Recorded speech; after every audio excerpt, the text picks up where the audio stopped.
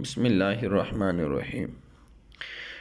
अस्सलाम वालेकुम dear students. आज जो हमारा टॉपिक है वो चैप्टर 1 की एक्सरसाइज का क्वेश्चन नंबर 1.2 है। इसमें हमारे पास कुछ ऑप्शंस दी हुई हैं और हमने बताना है कि इनमें से करेक्ट ऑप्शन कौन सी है।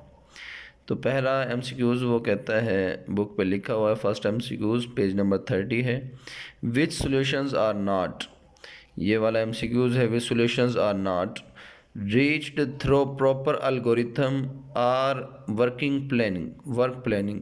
ऐसा जो सॉल्यूशन होता है, मैं आसान अल्फाज में ये कहूँ कि ऐसा जो सॉल्यूशन जो कि एल्गोरिथम के किसी ख़ास एल्गोरिथम के मुताबिक ना हो, या वो अनप्लैन्ड हो, या वो स्पोटेनियस हो, तो उस सॉल्यूशन को हम कहते हैं कैंडिड सॉल्यूशन।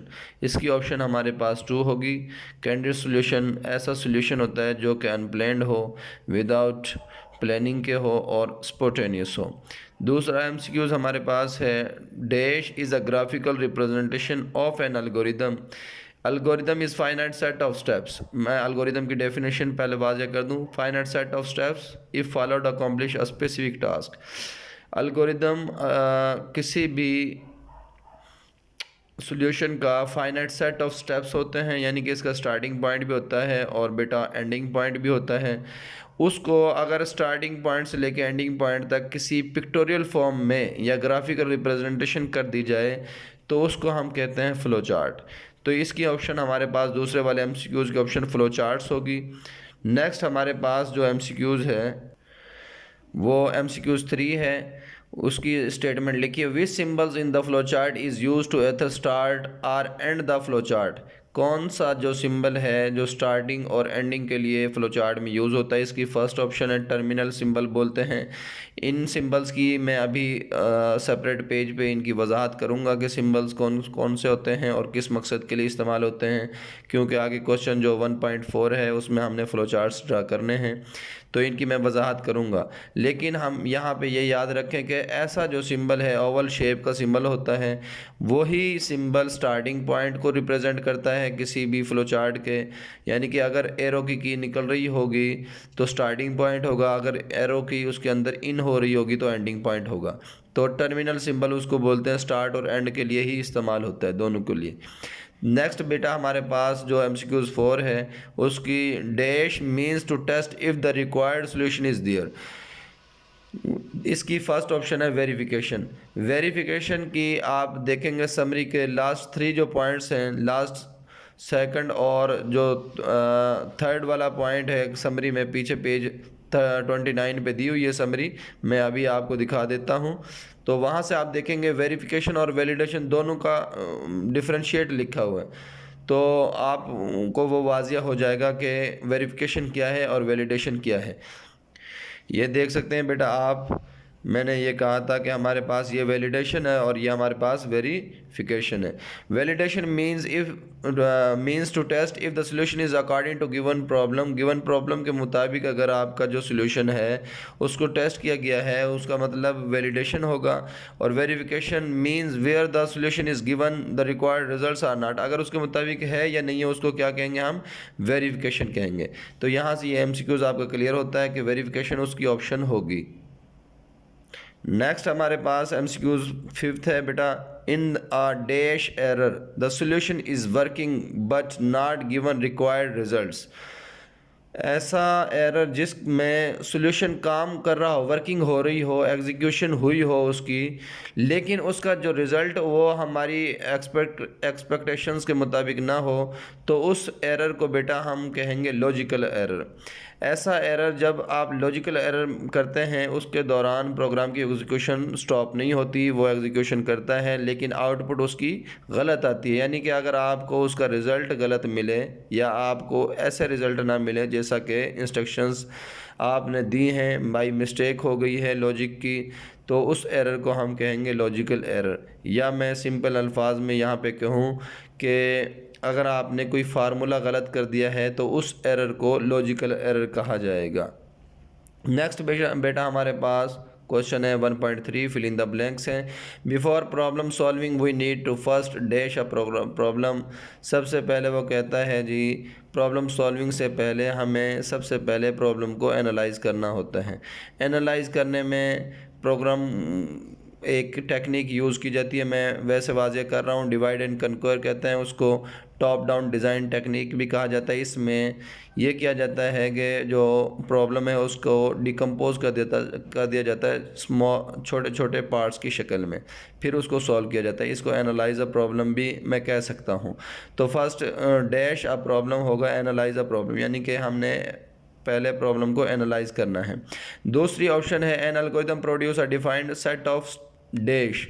एल्गोरिथम हमेशा ये याद रखिएगा सेट ऑफ स्टेप्स होता है, लेकिन एक और बात याद रखिएगा फाइनाइट सेट ऑफ स्टेप्स होता है, यानी कि महदूद सेट ऑफ स्टेप्स होते हैं एल्गोरिथम में। कहने का मतलब यह है कि इसमें स्टार्टिंग पॉइंट भी होता है और इसमें एंडिंग पॉइंट भी होता है। थर्ड ऑप्शन है बेटा a flow chart utilize various symbols. Flow chart में सिंबल्स भी हैं and dash text to map out the order of steps. ये फर्स्ट जो फिल इन द ब्लैंक्स है इसकी थर्ड वाले की, उसमें सिंबल्स आएगा और सेकंड में एंड के बाद टेक्स्ट आएगा बेटा। फोर्थ देखिए in flow chart symbol diamond symbol जो कि है is use to a decision making या is use to show a decision making, फैसला साजी के लिए इस्तेमाल होता है, या मैं इसको डायमंड सिंबल डायरेक्ट भी कह सकता हूँ। इसमें ये कंडीशन देखनी होती है कि कंडीशन आपकी ट्रू है या फॉल्स है। लास्ट वाली हम फिल इन द ब्लैंक्स है उसकी वही है dash is use to test the solutions. तो इसकी ऑप्शन बेटा वेरिफिकेशन आपने फोर्थ एमसीक्यूज पढ़ा है वही वाला रिपीट हो, is use to test the solutions. Verification is use to test the solution.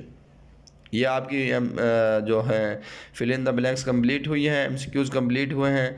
Next मैं आपको बताऊंगा कि सिंबल्स कैसे हम यूज़ करते हैं, कौन कौन से सिंबल इस्तेमाल होते हैं, उनको मैं अलग पेज पे समझाता हूँ। नेक्स्ट जो लेक्चर होगा उसमें हम 1.4 यानी draw the flow charts for the following problems ये हम करेंगे, लेकिन सिंबल्स मैं अभी आपके सामने वाज़े कर देता हूँ। ये बेटा हमारे पास सिंबल्स हैं। मैंने सबसे पहले लिखा हुआ स्टार्ट एंड एंड, इसके सामने मैंने ओवल शेप बनाई हुई है। ये सिंबल स्टार्ट और एंड के लिए इस्तेमाल होता है, टर्मिनल सिंबल भी कहते हैं इसको, ओवल शेप भी कहा जा सकता है।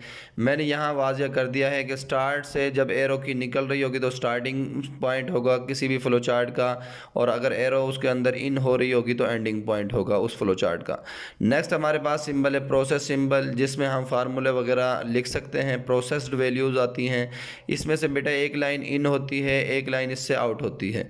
ऐसे आपके पास इनपुट और आउटपुट का सिंबल है, इसमें भी एक लाइन इन होती है और एक आउटपुट होती है। इसको हम कहते हैं प्रोसेस सिंबल को रेक्टेंगल सिंबल, इसको कहते हैं पैरेललोग्राम सिंबल।